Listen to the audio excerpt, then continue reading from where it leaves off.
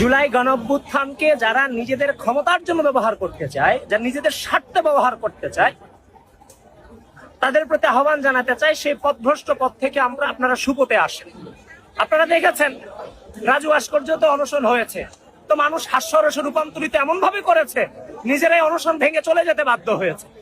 আমি শুরুতেই বলেছি এগুলোর কোনো ভিত্তি নাই, এখনো বলছি এগুলোর কোনো ভিত্তি নাই, ভবিষ্যতে বলে যাচ্ছি নিজের স্বার্থ হাসিল করতে গিয়ে বাংলাদেশের মানুষকে ব্যবহার করার সুযোগ আলটিমেটলি নাই।